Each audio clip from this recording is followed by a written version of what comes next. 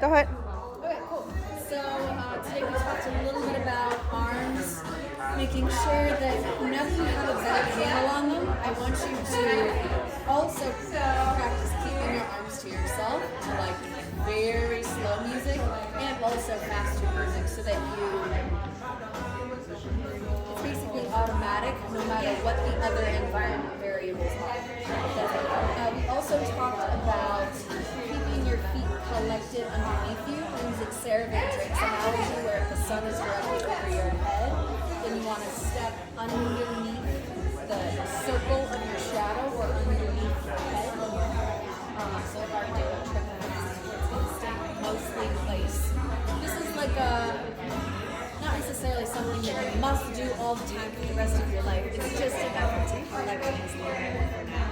Then we talked about a drill to use when your leaders ask you to take very, very, very large steps, which happens a lot.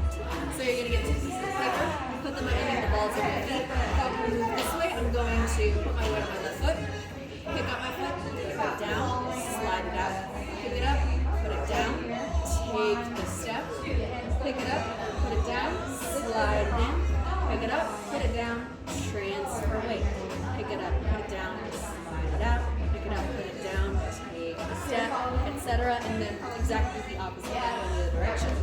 So the paper is useful because when you slide the paper out, you have to have pressure onto the floor, which trains you to have grounding and pressure in both feet all the time, just as your basic. And then also, if you have to push off of the paper to pick up your foot, the paper is going to move, and that is going to be a reminder that maybe you transferred a little bit too much weight onto that foot prematurely. So when I go pick up, put down, slide out, pick up, put down, the paper should not move, and then I move. Everything is an explicit choice. The reason that's useful, let's swap this one. Ask me to take a the reason that's useful is it helps me keep my own weight. Keep me in charge of my own weight.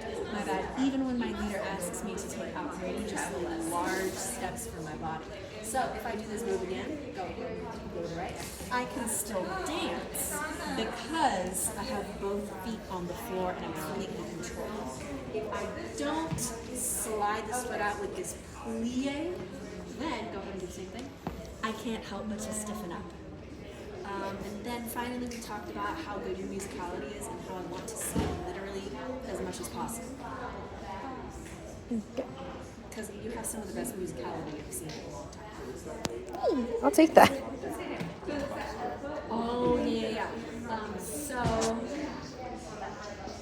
the arms and the steps are things that will help you gain more control over your body so you can always make musical decisions. That's like the end goal. If I want to practice being super musical, then I would get with a leader who dances only in one square. So the amount of distance that you are asked to cover is minimized. And then it's all about coming up with all the different things that you can do in that small space. Okay. And to as many different songs and genres as possible. So I want you to be equally as talkative in all genres. Got it. We did talk about a little bit of connection stuff. So if I want to add a musical break in the middle of a pattern, say I'm going to turn, I'm going to stop my partner, and then whatever I do, you can see that my partner can feel it a little bit because the hand is moving in accordance with the rest of the body. And then when I exit, it's also very Okay. we talked about how this was one of the examples of your arm kind of locking. So instead of trying to put attention here and expand this way, so you also have back muscles, and then from here, any sort of rotation is actually going to be less. And then for your sugar tuck, we started to create like handicaps, so you're not allowed to use certain styling options.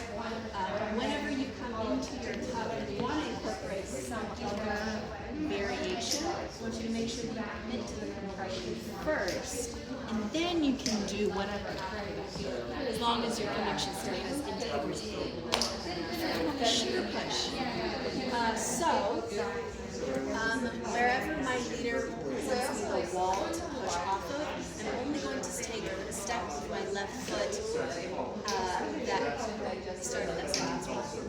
Wherever my leader gives me that wall to push off of, I'm not going to ever try to step beyond that wall. So if my leader gives me a really early wall, then my 3 can be underneath, not underneath. So it's just a matter of realizing that this 3 works because it gives me a lot of space, but this 3 also works if they don't give me a wall. Now